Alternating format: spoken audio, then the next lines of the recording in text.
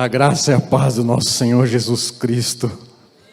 Você que nos assiste pelo canal do YouTube, seja muito bem-vindo. Que a graça e a paz inunde a sua casa, ou aonde você estiver nos assistindo, nos acompanhando. É sempre bom lembrar, você que nos assiste pelo canal do YouTube, não esqueça de curtir, comentar, compartilhar. E se você que nos assiste ainda não se inscreveu no nosso canal do YouTube, se inscreva, que eu tenho certeza que a sua vida será edificada e transformada por tudo aquilo que a gente tem disponibilizado para você no nosso canal. Queridos, com grande temor e tremor que não só hoje, mas todas as vezes que a gente anuncia, a gente fala da palavra, do amor do Senhor. Mas quando o Senhor colocou essa palavra no meu coração, parece que algo tocou um pouco mais forte. E esse é um tema pelo qual eu gosto de debulhar, eu gosto de tratar, eu gosto de meditar. E o tema desta noite é o poder da oração. Eu vou contar um testemunho bem rapidinho. Nós temos um amigo, pastor também, Amaury Braga. E ele lançou um livro chamado Eu, o Intercessor. E este homem, não somente ele, mas principalmente ele, tem várias experiências com o Senhor através da oração. Vários milagres respondidos através da oração. E quando eu o conheci, ele fez uma oração tão simples e básica, mas foi o necessário para que eu pudesse entender e compreender o poder da oração na vida de um crente. Ele orou num dia, no outro dia já tinha sido respondido. Então eu entendi o poder da oração, e nós como igreja, nós temos que nos despertar a isso. Nós temos que começar a nos revestir do poder da oração e tomar posse disso, porque ela funciona. E quando eu comecei a meditar nesse livro, ao qual nós vamos meditar alguns versículos, algo me chamou a atenção, algo saltou aos meus olhos. O livro que nós vamos meditar nesta noite é o livro de Atos. É um livro bem pertinente, que serve, nos dá um norte para os dias de hoje. Eu te aconselho a meditar neste livro. Não somente nesse livro, mas principalmente neste livro, nos dias atuais, nos dias que se chama hoje. É claro que eu não vou citar todas as passagens, é por isso que eu estou pedindo para vocês meditarem neste livro. Mas eu quero começar lendo aquilo que está escrito lá em Atos capítulo 1, verso 8, que vai falar sobre a ascensão de Jesus, e quando ele diz assim para os seus discípulos: mas vocês receberão poder ao descer sobre vós o Espírito Santo, e serão minhas testemunhas, tanto em Jerusalém, como toda em Judéia e Samaria, até os confins da terra. Depois de ter dito isto, Jesus foi elevado às alturas, à vista deles, e uma nuvem o cobriu dos seus olhos. E estando eles com os olhos fixos no céu, enquanto Jesus subia, eis que dois homens vestidos de branco se puseram ao lado deles e disseram: homens da Galileia, por que vocês estão olhando para as alturas? Esse Jesus foi levado do meio de vocês para o céu, e virá do modo como vocês o viram subir. Sabe, queridos, isso é um verso, é uma pequena introdução. O livro de Atos é o primeiro livro da história cristã, aonde se inicia a igreja cristã. Atos, ele vai registrar a caminhada de Jerusalém até Roma. Esse livro, ele foi traçado e esboçado por Jesus, que é o Senhor da igreja.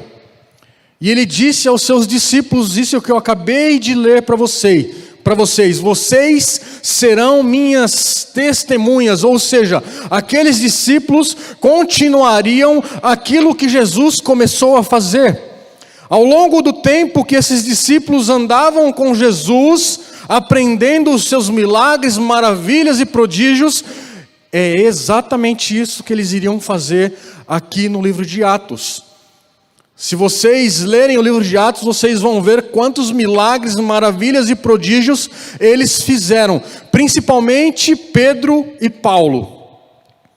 Pedro, do capítulo 1 até o capítulo 12, nós vamos ver Pedro trabalhando, Pedro pregando, Pedro fazendo coisas grandiosas que ele havia visto o Senhor fazer. E a partir do capítulo 13, Paulo entra em cena. É óbvio que o apóstolo Paulo entra em cena um pouco antes, quando ele dá aquela trombada com o Senhor Jesus, ele fica cego, e ali começa a história do apóstolo Paulo. Mas a partir do 13 nós vamos ver a caminhada do apóstolo Paulo no livro de Atos. Nos 7 primeiros capítulos de Atos, nós vamos ver o avanço da igreja a Jerusalém e Judeia.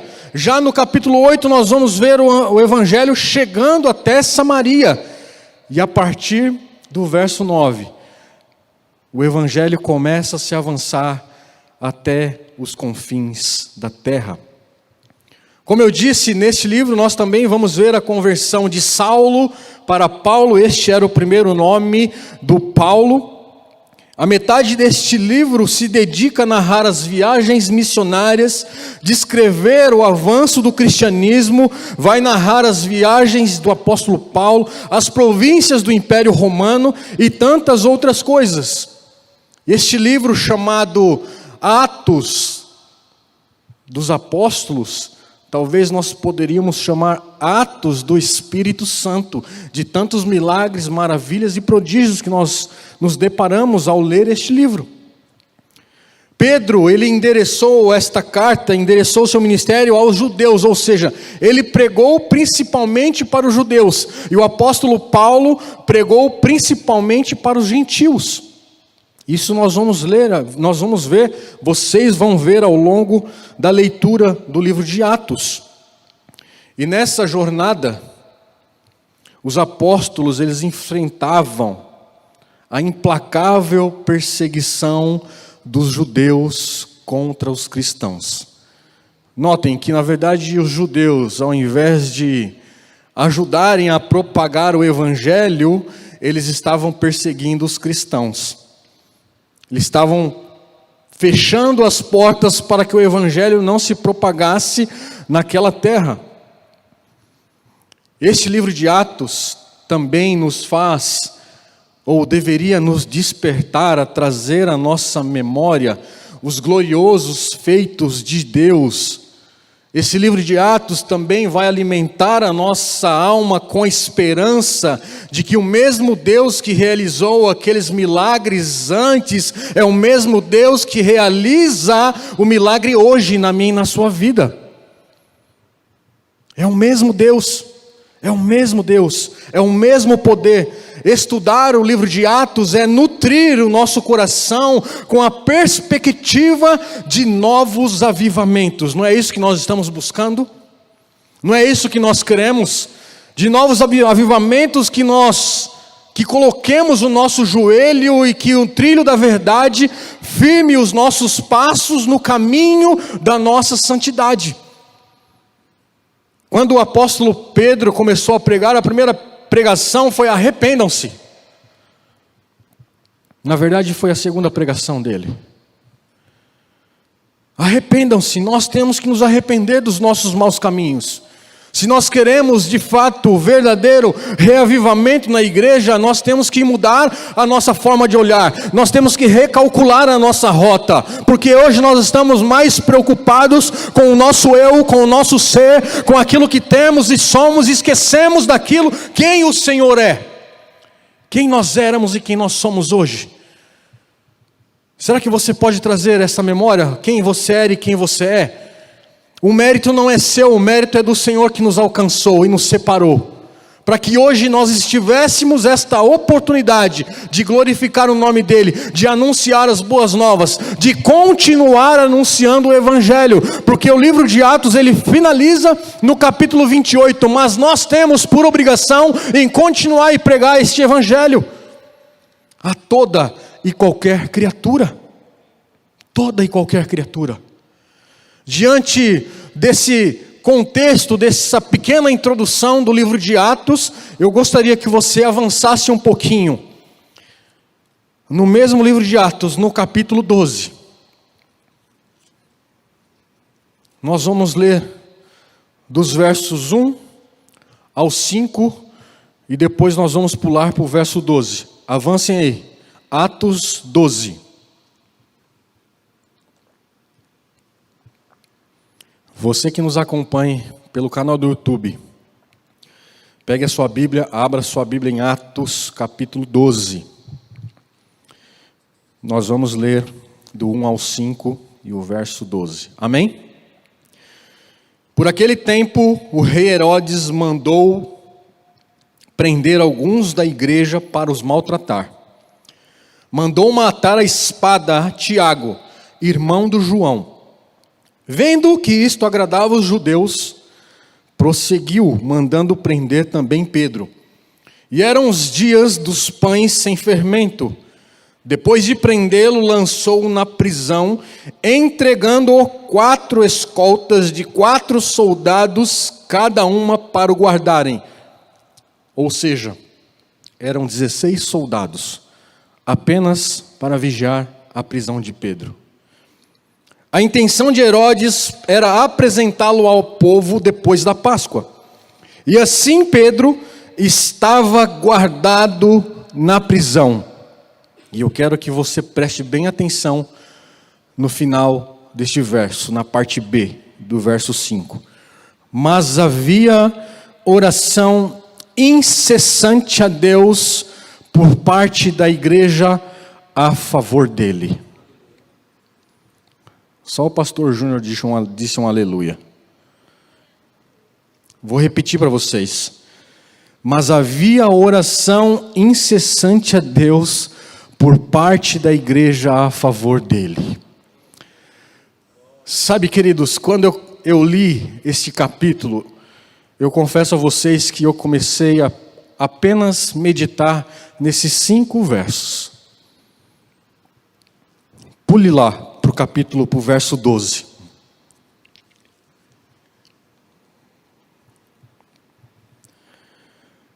Ao se dar conta disso, depois que Pedro foi solto, e nós vamos entender por que ele foi solto, Pedro resolveu ir à casa da Maria, mãe de João, também chamado Marcos, onde muitas pessoas estavam congregadas e oravam.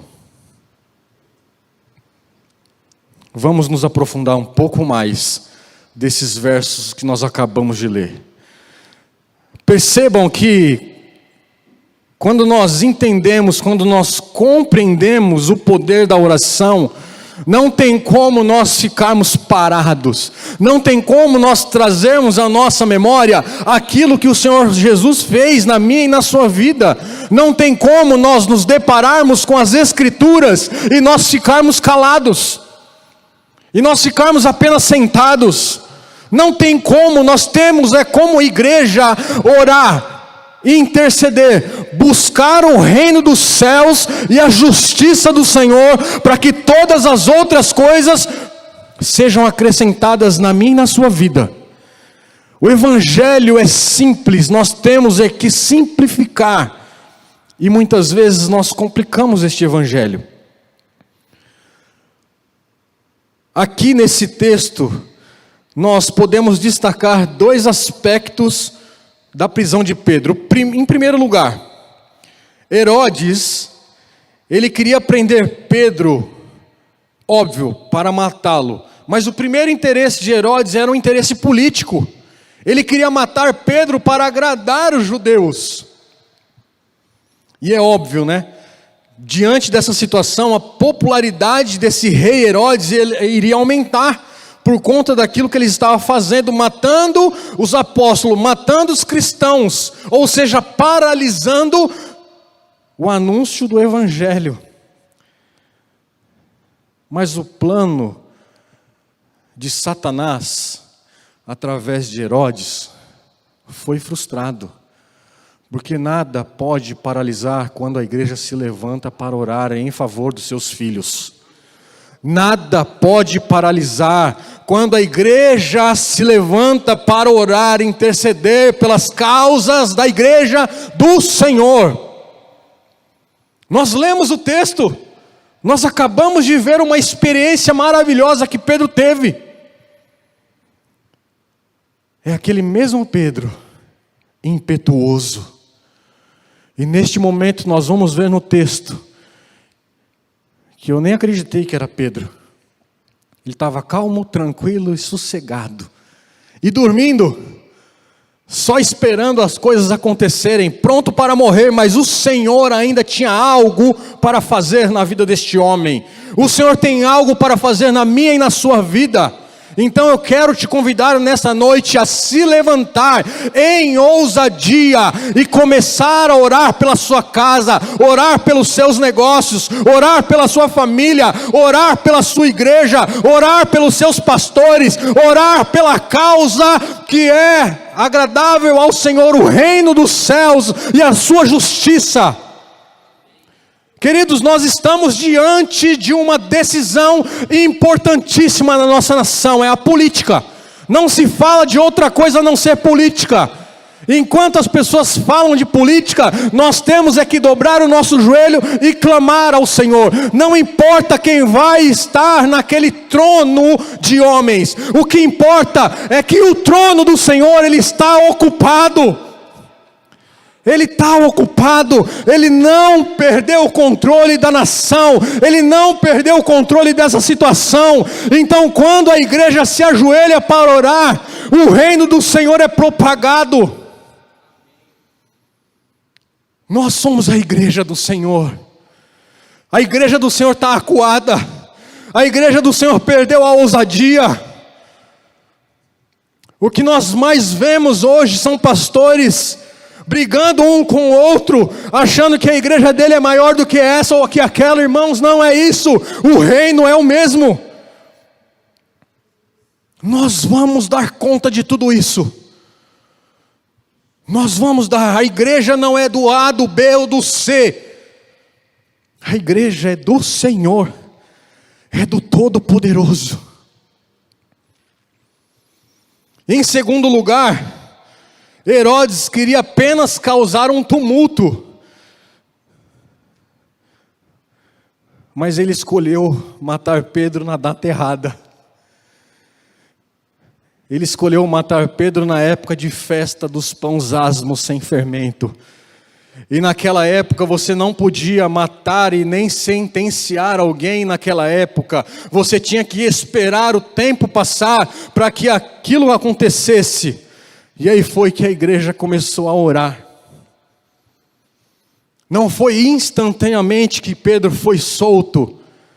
Ao longo do tempo que a igreja começou a orar, o céu começou a se abrir. Vamos seguindo. Eu já não quero me antecipar aquilo que o Senhor quer falar nesta noite. Herodes, ele sabia que o apóstolo Pedro, ele era o grande líder da igreja. O apóstolo Pedro já havia feito alguns milagres. Pedro, ele liderou a igreja na escolha de Matias, um pouco antes. Pedro foi quem pregou no dia de Pentecostes, levando a igreja de 120 pessoas a saltar para 3.000 pessoas. Pedro, ele também curou o paralítico no templo, quando disse: eu não tenho nada, mas aquilo que eu tenho eu te dou, levanta e anda. Ou seja, eu não tenho ouro nem prata, mas aquilo que eu tenho eu te dou. Pedro também fez o segundo sermão, levando a igreja a saltar de 3.000 pessoas para mais 5.000 pessoas. Pedro foi quem desmascarou Ananias e Zafira quando eles mentiram por conta da venda da propriedade. Pedro também foi quem ressuscitou Dorcas. E foi Pedro também que anunciou o evangelho para os gentios. Foi Pedro também que pregou para Cornélio. Nos capítulos 1 ao 12, como eu disse a vocês, Pedro, ele é a figura principal do livro de Atos. E da mesma forma, do capítulo 13 ao 28, a figura central é o apóstolo Paulo, ao qual também anunciou o evangelho. Lá no verso 14 que nós lemos, Herodes se preocupou em tomar todas as precauções devidas para que Pedro não escapasse na prisão. Pedro já havia escapado da prisão por 2 vezes, mais uma por conta do anjo que o livrou. Talvez acho que era por isso que Herodes havia contratado ou colocado 16 soldados para vigiar Pedro naquela prisão, achando que agora sim eu vou conseguir matar o Pedro.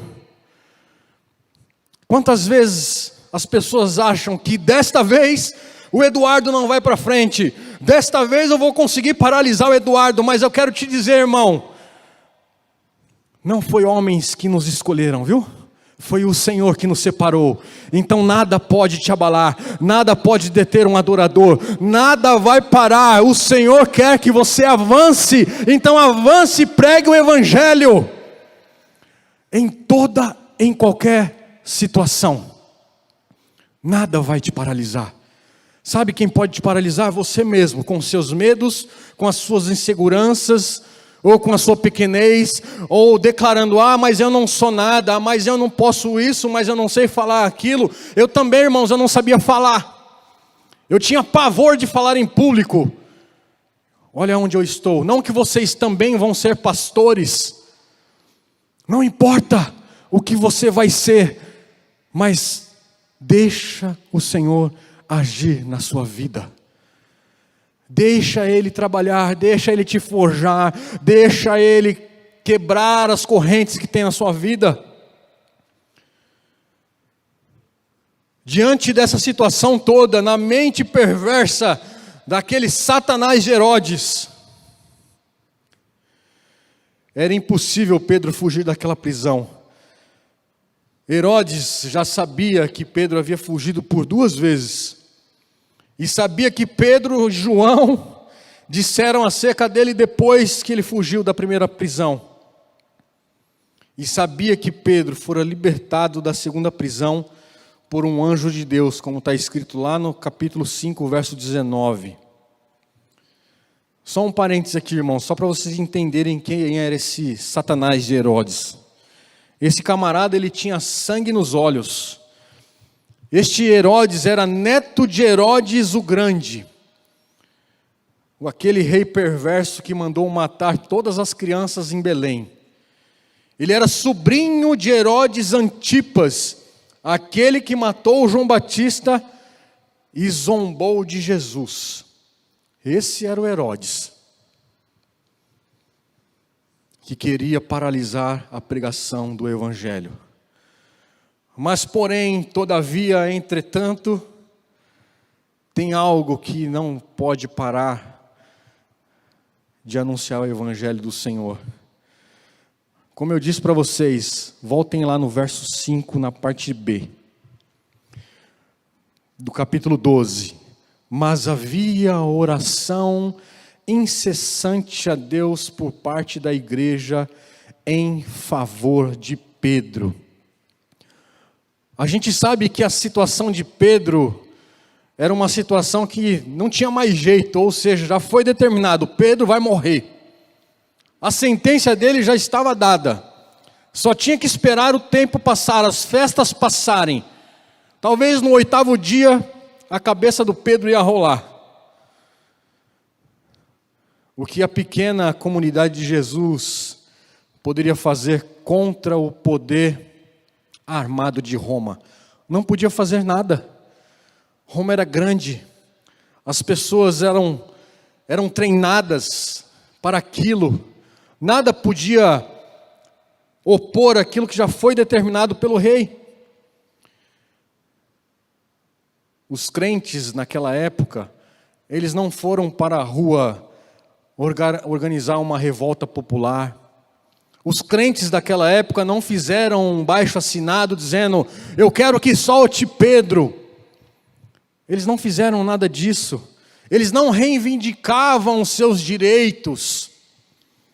E nem apelaram para a grande corte, para as autoridades soltarem Pedro. Muito pelo contrário, eles buscaram o soberano Senhor em oração, pois eles acreditavam no poder da oração. Sabe, queridos, nós não devemos subestimar uma igreja que ora. Vou repetir, nós não podemos subestimar uma igreja que ora. Todas as vezes quando a igreja se posiciona a orar, a buscar o Senhor, algo acontece.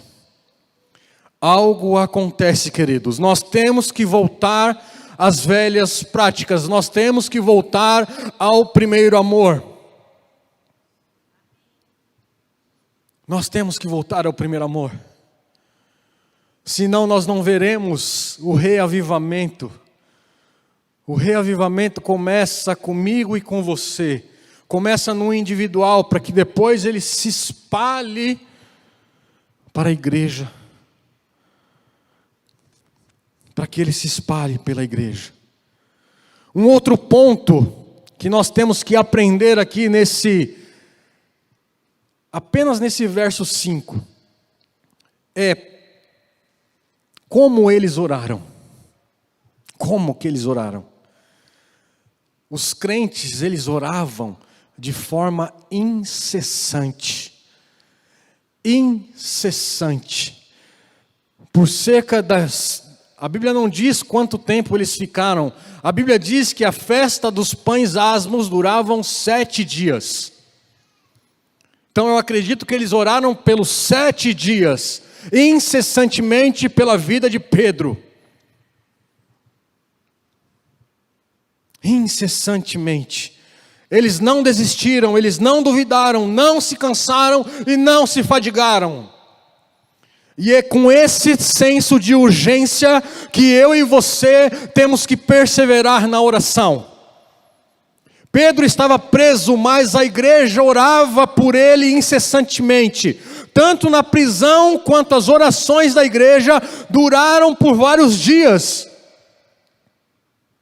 Por vários dias.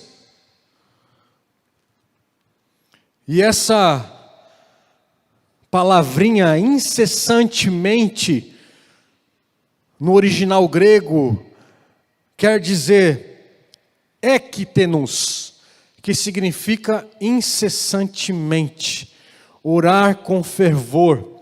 É a mesma palavra usada lá em Lucas capítulo 22, verso 44, quando Jesus estava agonizando lá no Getsemane. É a mesma palavra. É a mesma palavra. Nós, como igreja, nós temos que orar fervorosamente, incessantemente.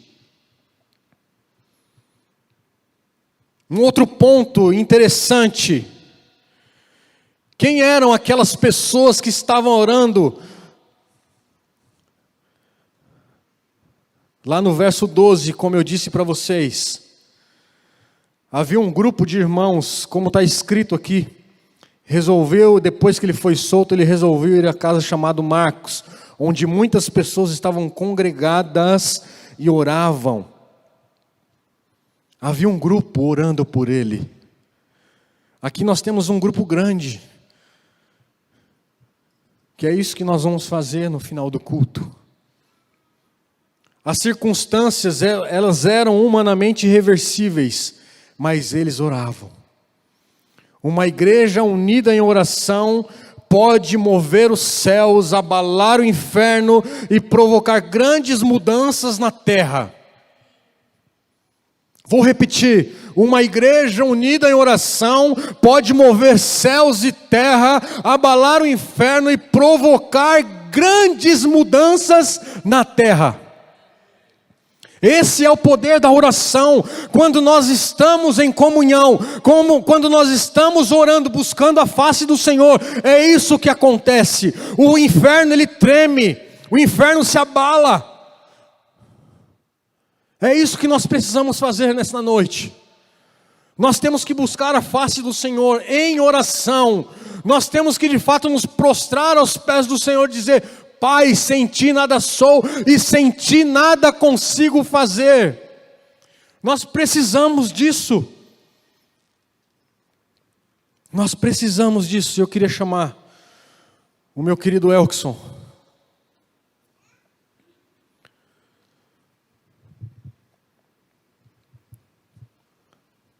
Sabe, meu irmão e minha irmã, olha só o que Pedro escreveu, lá em 1 Pedro capítulo 3, verso 12. Eu queria que vocês abrissem a Bíblia, ou acompanhassem. 1 Pedro, capítulo 3, verso 12, vai dizer assim. Tome posse disso, irmãos, porque não sou eu que estou dizendo, está escrito. Porque os olhos do Senhor repousam sobre os justos, e os seus ouvidos estão abertos às suas súplicas, mas o rosto do Senhor está contra aqueles que praticam males. Foi exatamente o que aconteceu com o Pedro aqui no livro de Atos. Quando a igreja se posiciona, quando a igreja busca o Senhor, algo diferente acontece. É claro, você tem que buscar em oração individualmente, você tem que separar um tempo para o Senhor, você tem que meditar na palavra do Senhor, você tem que fazer tudo isso, mas também tem que orar pela igreja do Senhor. A igreja naquele tempo ela era perseguida, aliás, os discípulos eles eram perseguidos, eles foram martirizados, eles foram decapitados, eles foram queimados, mas o evangelho foi anunciado. Hoje qualquer pedrinha no meu e no seu sapato nós queremos parar, nós queremos desistir, mas o Senhor nesta noite está nos convocando a nos levantar com ousadia e a anunciar o Evangelho em tempo e fora de tempo. Chega, meus irmãos, de mimimi, chega, meus irmãos, me disse, vamos parar com isso. É tempo de nós buscarmos a face do Senhor. Se nós queremos que a nossa cidade mude, nós temos que mudar a nossa forma de agir, de pensar, de andar, parar de reclamar. Se nós queremos que a nossa nação mude, a igreja tem que se levantar em unidade e buscar a face do Criador. Se nós queremos um reavivamento, nós temos que realinhar os nossos pensamentos. E eu quero concluir dizendo a vocês que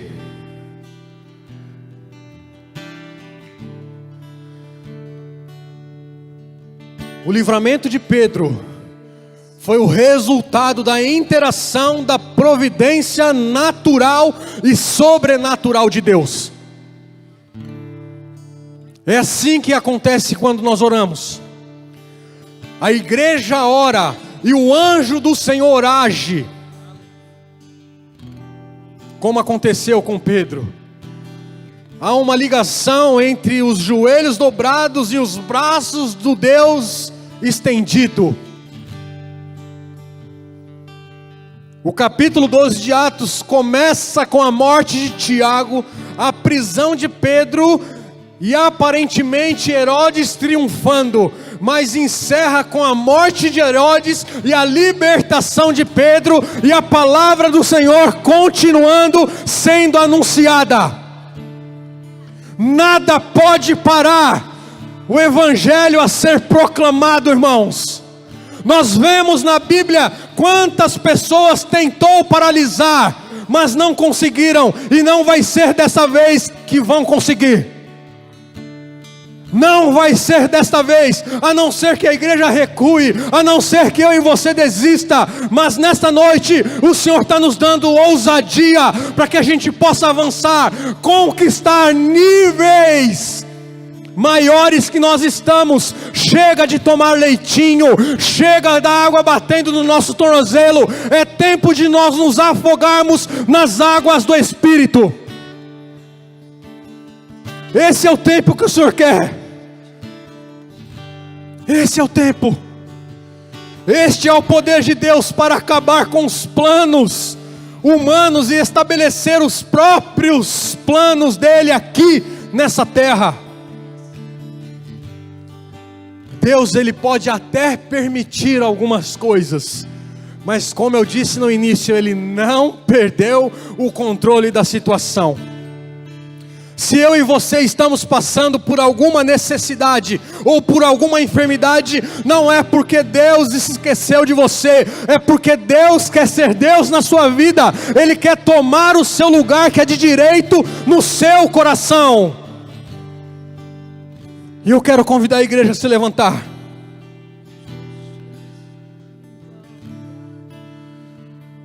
Queridos, nós temos que colocar em prática tudo aquilo que nós ouvimos.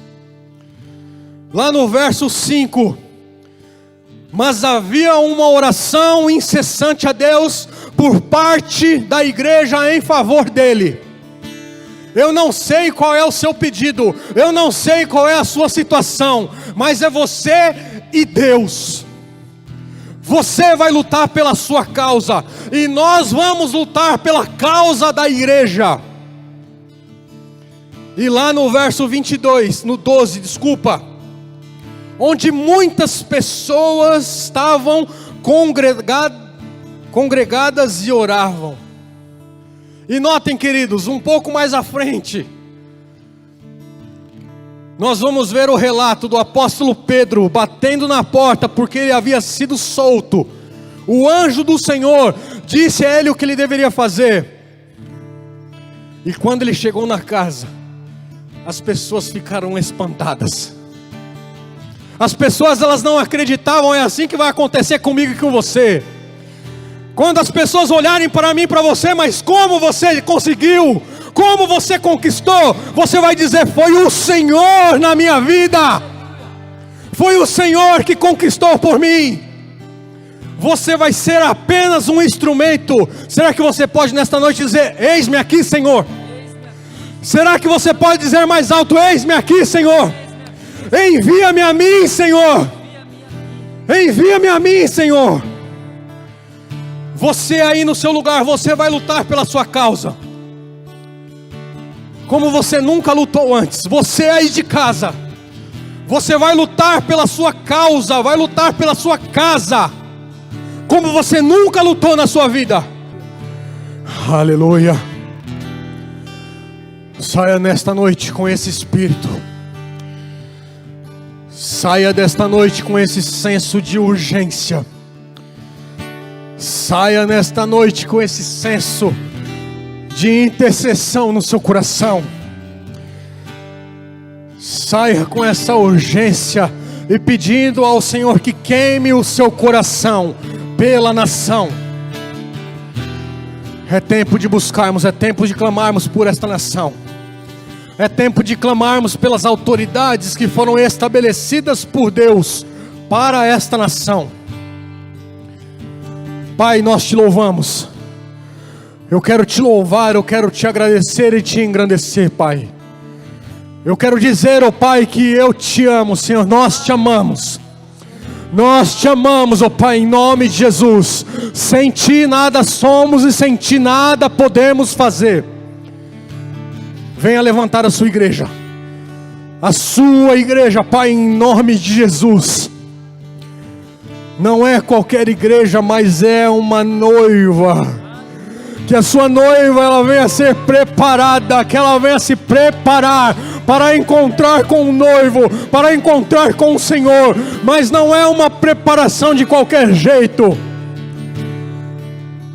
Nos leva, Senhor, em paz, nos leva em segurança, Senhor. Senhor, em nome de Jesus, não permita, Senhor, que nada de mal nos aconteça, Senhor.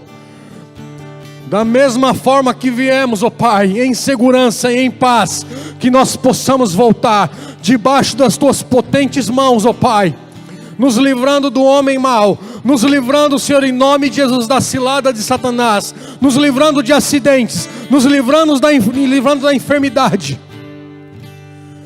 livrando, ó Pai, em nome de Jesus, de tudo aquilo que não vem de Ti. E que a graça do Senhor Jesus Cristo, que o amor de Deus, o Pai, que a comunhão do Espírito Santo esteja comigo e com você eternamente. Deus os abençoe. Vão na paz do Senhor.